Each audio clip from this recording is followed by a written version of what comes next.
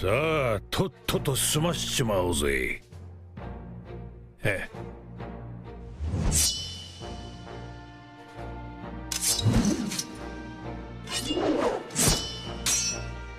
おい海賊王、集めた宝はどこに隠したんだ。あんたは手に入れたんだろ、あの伝説の大秘宝、あの一つなぎの大秘宝ワンピースをよ。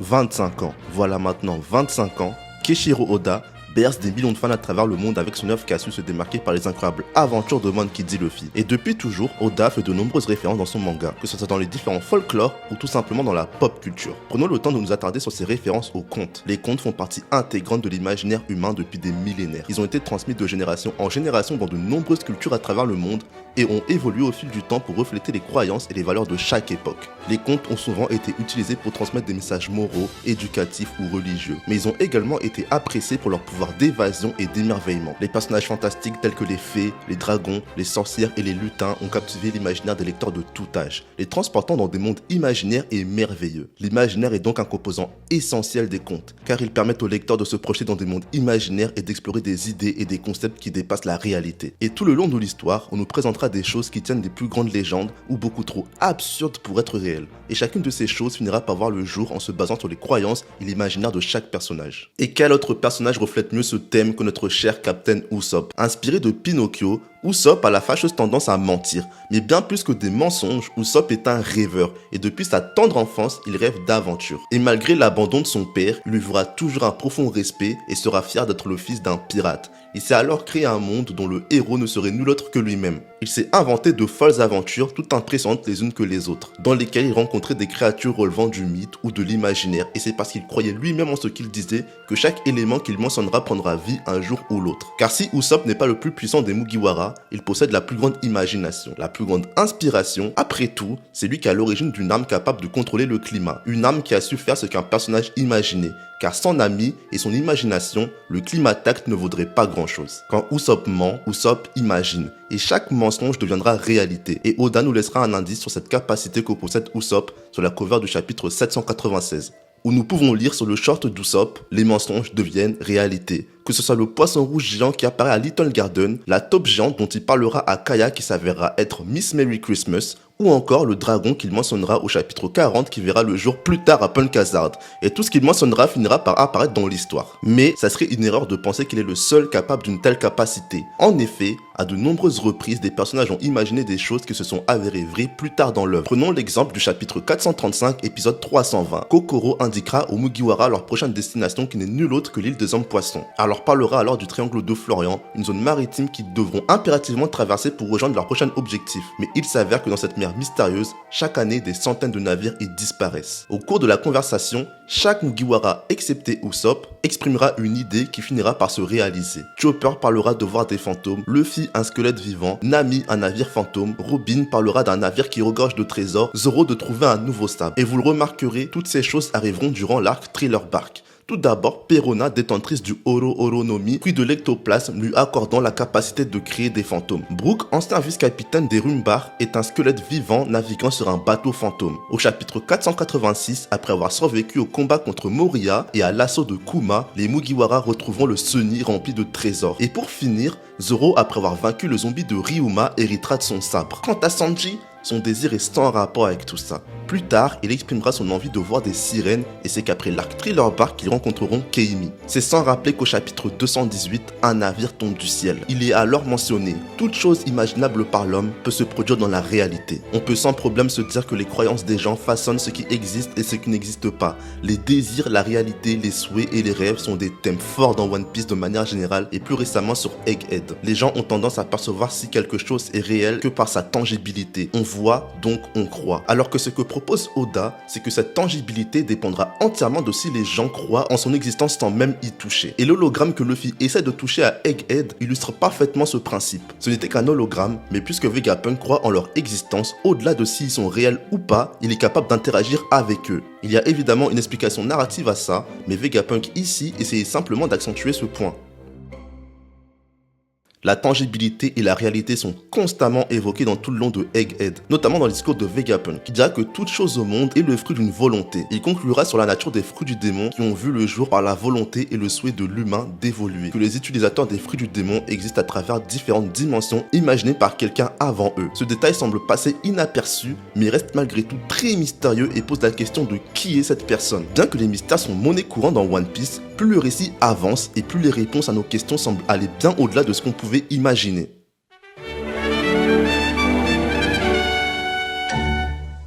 All Blue est un océan légendaire où se réunissent les 4 mers. Il est le rêve et le paradis de tous les cuisiniers du monde. All Blue sera présenté comme une histoire inventée par des cuisiniers débordants d'imagination. Chez Sanji, ce rêve naîtra lorsqu'il était retenu emprisonné par son père. Bien que présenté comme une chimère, All Blue sera le point de départ de la relation entre Zeff et Sanji. Tous deux partageront le même rêve, ce qui poussera Zeff à tout sacrifier pour lui. Sanji, alors reconnaissant, mettra son rêve de côté pour tenter de rendre l'appareil à son bienfaiteur. Mais cette mentalité est un énorme frein à ses ambitions. Et c'est qu'en rencontrant Luffy et Zoro qui se mettra à rêver de nouveau, qu'il comprit où peut mener la force des convictions. Il se replongera alors dans cet océan de rêves et rejoint Luffy qui partage un rêve tout aussi fou que le sien. Si tous les Mugiwara sont rêveurs, à ce moment-là de l'histoire, seuls Luffy et Sanji ont la force de croire en des choses qui dépassent l'entendement. Luffy à première vue semble rêver de devenir roi des pirates, mais on apprendra plus tard qu'il a un rêve caché, un rêve unique et déroutant, un rêve qui paraît irréalisable. Le rêve de Luffy comme All Blue n'existe pas encore, mais verront le jour tôt ou tard car tout dans le monde est le fruit d'une volonté.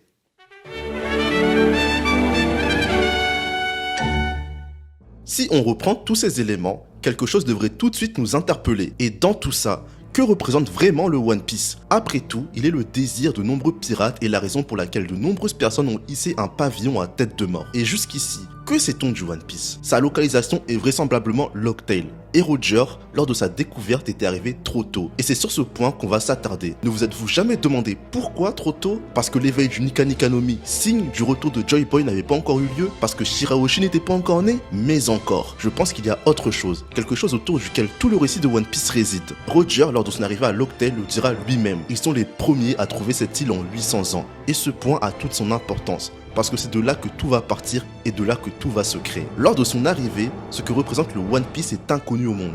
Il est tout simplement inimaginable. Il n'y a personne pour y croire. Il était donc impossible de donner vie à cette chose qui nous est encore inconnue aujourd'hui. Il était donc trop tôt pour Roger, trop tôt pour qu'il réalise la prophétie. Néanmoins, Roger jouera un rôle capital et deviendra le point d'ancrage de sa création. Il inspirera le monde et les générations qui suivront. Roger, en créant la légende du One Piece, finira par créer le One Piece. Le temps passera alors que certaines personnes finiront par douter de son existence. Barbe Blanche, lors de sa mort, viendra renforcer l'idée de son existence. One Piece wa jitsuzai suru. Et une fois que la personne qui sera le plus convaincue de l'existence du One Piece aura atteint Locktail, il sera là, pour la toute simple raison qu'il y aura cru et qu'il l'aura désiré. Quel que soit ce trésor qui existait durant le siècle oublié, il est clair qu'il n'existe plus aujourd'hui. Parce que les gens ont cessé de rêver et d'y croire. Parce que le gouvernement mondial s'est assuré d'effacer toute trace de son existence. Et ça pourrait expliquer pourquoi Roger a ri. Parce que quoi qu'il aurait fait, il aurait été trop tôt. Parce que quelqu'un devait être là pour créer la légende, quelqu'un devait ouvrir le chemin menant au retour de Joy Boy et la découverte de ce trésor. Et il était le seul homme capable de le faire. Il était le roi des pirates.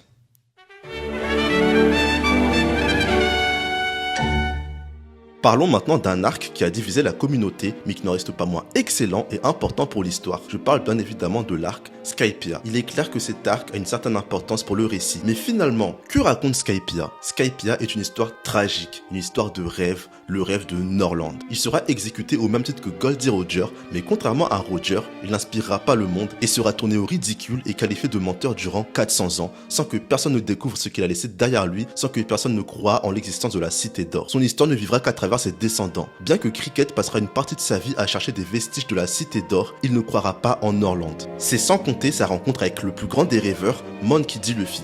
Il lui confiera son rêve et c'est qu'à la fin de l'arc que Luffy fera résonner la cloche d'or et mettra non seulement fin à des siècles de guerre, mais également un terme à la légende de Norland le menteur pour faire place à Norland l'explorateur.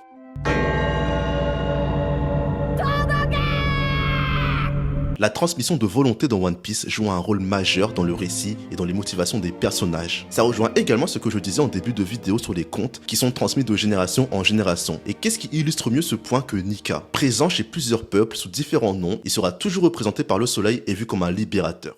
Si Nika ou Joy Boy ne s'est pas manifesté durant des siècles, sa légende n'a jamais cessé d'exister. De la même façon, tout le long de l'histoire, Luffy a toujours été représenté comme étant la parfaite incarnation de la liberté. Son fruit représente le rêve humain de la liberté. En somme, manger ce fruit pour Luffy, c'est devenir porteur d'espoir et c'est ce qui signifie être Nika. Wushu parlera de Nika comme étant une simple création de l'imagination des personnes qui aspiraient à la liberté. Le fruit est en réalité le souhait de liberté de l'humanité et dans One Piece, l'esprit précède la matière. Car la force des convictions est le moteur des rêves et du haki. Que ce soit All Blue, Nika ou le One Piece, tous ont suivi une chaîne de transmission précise qui ont pu les faire vivre à travers les époques, faisant ainsi rêver un bon nombre de personnes, éveillant leur passion, leur redonnant espoir afin de pouvoir un jour donner un sens au mot liberté. La passion et les rêves sont comme le temps. Rien ne peut les arrêter. Et il en sera ainsi tant qu'il y aura des hommes prêts à donner un sens au mot liberté. Les fruits du démon étant la manifestation des rêves humains peut vouloir dire une chose, quel que soit le rêve, aussi fou soit-il, ils peuvent être matérialisés par la volonté. D'où l'importance de croire en ses rêves. Et comme l'a dit Teach, les rêves ne peuvent être détruits. On peut donc se dire la chose suivante, étant donné que les fruits du démon sont la matérialisation des rêves, ils ne peuvent être détruits, mais seulement transmis, et hérités d'un individu à l'autre, ce qui rend certaines transmissions beaucoup plus intéressantes, comme Sabo qui récupère le fruit de Ace, Big Mom celui de Mother Caramel, et par-dessus tout, Luffy qui hérite de celui de Joy Boy après 800 ans de censure du gouvernement mondial. Et tous ces points nous poussent à nous poser la question suivante. Est-ce le rêve de Luffy ou bien son destin? Quoi qu'il en soit, les hommes, eux, ne cesseront jamais de rêver.